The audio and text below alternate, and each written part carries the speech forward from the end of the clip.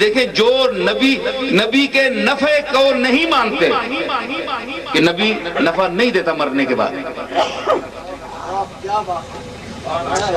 ان سے میں سوال کرتا ہوں کہ وہ نبی کے نہ ماننے کا جو نقصان ہے اس کی تشریح کریں۔ وہ نقصان کیا ہے؟ وہ آدمی تو سامنے چلتا پھرتا رہتا ہے، کھاتا پیتا بھی ہے، سوتا بھی ہے، زندہ بھی ہے، موٹریں بھی اس کے پاس ہیں، دولت بھی ہے، نبی کے انکار سے ہوتا تو کچھ بھی نہیں ہے۔ تو پھر آپ کیوں یہ عقیدہ رکھتے ہیں کہ نبی کے انکار سے نقصان ہوتا ہے؟ یہ پوری امت سے پوچھ لیں، بلا تفریق مسلک۔ دیوبندی بھی کہیں گے کہ نبی کو نہ ماننے سے نقصان ہوتا ہے۔ کیا میں نے کہا؟ نقصان ہوتا ہے۔ بریلوی بھی کہیں گے، شیعہ حضرات بھی کہیں گے، اہل حدیث بھی کہیں گے، تبلیغی جماعت والے بھی کہیں گے،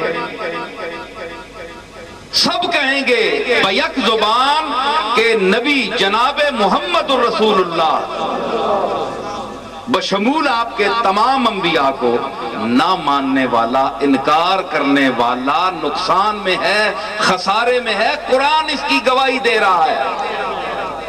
جاؤ بجاؤ۔ تو پھر نبی کو توجہ طلب جملہ ہے، یہ لمحہ بڑا توجہ طلب ہے۔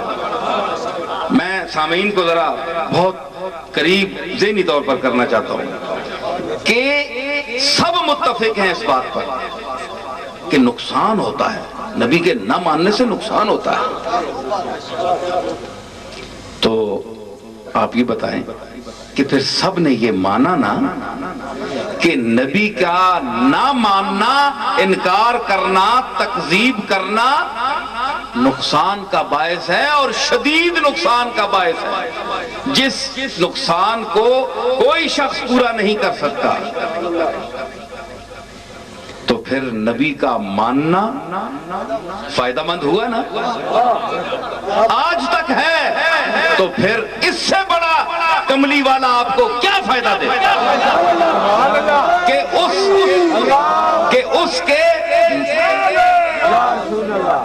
اس کے ماننے کے ساتھ سعادت دارین وابستہ ہے، اور اس کے انکار کے ساتھ شقاوت، بدبختی، تیرگی، سیاہی، نامہ سیاہی، بدعمالی، جہنم اور نہ جانے کیا کیا چیزیں وابستہ ہیں۔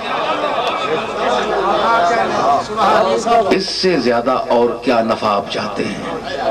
اگر آپ نفع کی مزید تشریح پوچھنا چاہتے ہیں تو مجھے آپ نقصان کی تفصیل بتائیں کہ آپ جو لوگ اللہ کو نہیں مانتے، کیا اللہ ان کو مار دیتا ہے؟ ان کی سانسیں کھینچ لیتا ہے؟ رزق دینا بند کر دیتا ہے؟ کیا وہ آپ جیسا تو نہیں ہے؟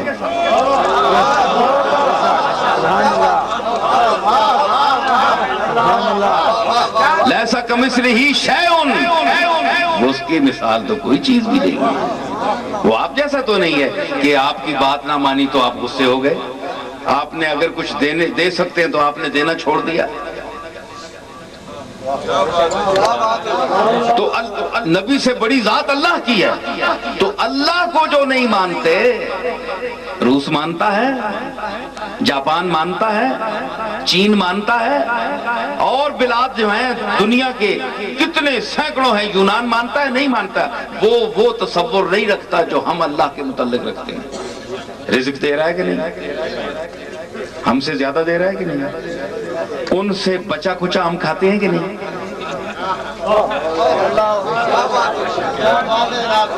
نعرہ تکبیر، نعرہ رسالت، نعرہ حیدری، سلطان ابن سلطان نصیر الدین نصیر شاہ صاحب۔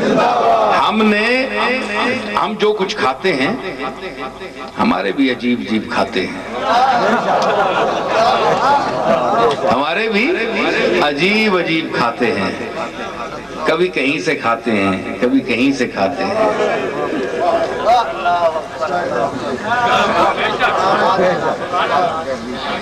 کبھی کہیں سے کھاتے ہیں اور کبھی کہیں سے کھاتے ہیں، ہمارے بھی عجیب عجیب کھاتے ہیں، لیکن آپ یہ دیکھیں کہ ان کو بھی رزق دے رہا ہے اور بہت عطا کر رہا ہے۔ دشمن نوازی کا اس سے بڑا مظاہرہ اور کیا ہوگا؟ لیکن آپ یہ بتائیں کہ اس نے کسی پر دروازہ رزق بند کیا ہے؟ نہیں کیا۔ تو اللہ کو نہ ماننے والا، آپ کہیں جناب کہ اگر کوئی ماننے والا ہے نبی کی عطا کا منکر جو ہے وہ تو آج پھر رہا ہے، اس کو کوئی پرواہ نہیں ہے، کھا پی رہا ہے، عیش کر رہا ہے، بھائی نبی سے بڑا میں اللہ کو پیش کر رہا ہوں۔ نبی کا انکار کرنے والے کی بات کر رہے ہو، نبی کے ساتھ ہمیں کچھ چڑ تو نہیں ہے نا کہ ہم ہر جگہ نبی کو نبی کا ہی ذکر کریں، اللہ کو بھی سامنے لائیں۔ لیکن رزق بھی ہے، سب کچھ ہے، نہ نماز نہ روزہ، تصور، عقیدہ بھی نہیں ہے۔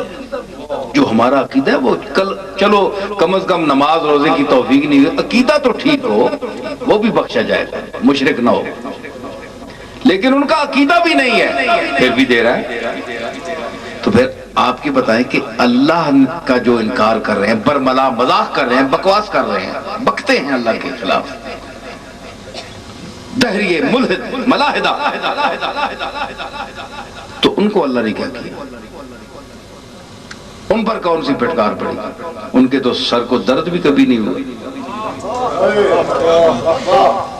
تو ان چیزوں کو، نفع و ضرر کو اور ایسی باتوں کو صرف نبی کی ذات تک محدود رکھنا اور ہر وقت نبی کی ذات کو موضوع بحث بنائے رکھنا تنقیدی انداز میں، یہ کوئی اچھی بات نہیں ہے۔